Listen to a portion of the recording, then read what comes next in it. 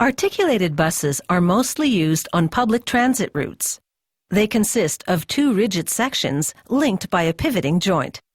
They're longer than rigid-bodied buses, so they can carry more passengers, and thanks to a flexible accordion-shaped central section, they can maneuver on busy city streets. To build the internal structure of the bus, welders assemble stainless steel tubes. During welding, these tubes are supported by an orange frame called an assembly jig. Once they've assembled the roof and the sidewall structures, they bring them together on a larger assembly jig. The whole structure of the bus is made of stainless steel because it doesn't rust. Using stainless steel prevents expensive and time-consuming repairs due to corrosion. The jig can rotate like a giant rotisserie, giving workers easy access to every part of the bus they need to weld. They install metal plates to reinforce the junction between the roof and the sides of the bus. Once all the welding is done, they'll turn the bus right side up again to install the floors. Workers apply high-strength glue to the floor structure. It provides permanent bonding but stays flexible when dry, so it will never crack. Next, they carefully lay down a floor panel using a pneumatic manipulator. It's equipped with suction cups to allow easy handling without risk of damaging the floor covering. The floor panels are made of composite materials, which are durable, lightweight, and resistant. A plastic sheet keeps the floor protected during upcoming steps of the assembly process. This is what the back section of the bus looks like once the floor is installed. Next, they'll turn the bus upside down for access to the ceiling. They install electrical wiring and copper pipes for the heating system. They also install compressed air tanks that will action the brakes as well as the opening and closing of the doors. When they finish working on the back section of the bus, they'll attach it to the front section using this articulated joint. The bus has been turned right side up again. Some ceiling panels are now in place, as well as the back seats of the bus.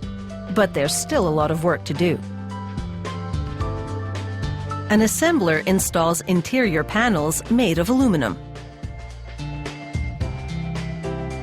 He also connects copper piping for the heating system. Using a blowtorch, he heats up the copper pipe.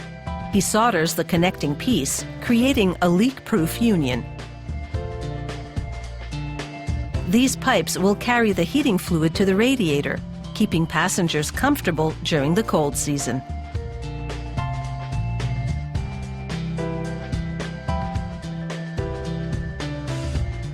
They install the fuel tank.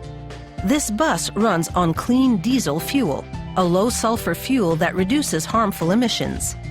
And because buses need to run all day without stopping for gas, the tank holds about 7 times as much fuel as an average car. The roof and sides of the bus are made of fiberglass.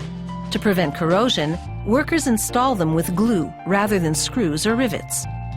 This articulated bus uses a 330 horsepower engine. The engine arrives at the factory already assembled. A worker installs it in the engine compartment at the back of the bus. Later, he'll connect the engine to the drive shaft, transmission, and exhaust system. Still supported by a dolly, the bus moves down the production line. At this point, the wheels have been installed, so the bus can be driven from one workstation to the next.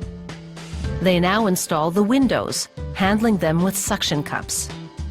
Buses without air conditioning usually have sliding windows that open widely. On air-conditioned buses, just a small top section opens.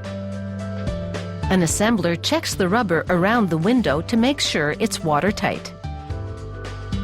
They now install the seats. These ones are made of molded fiberglass and upholstered with a stain-proof velour-like fabric. Their construction makes it difficult for vandals to slash the seat with a knife.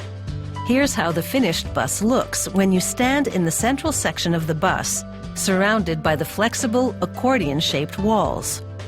A typical articulated bus has a wheelchair access ramp, and it can carry up to 112 passengers.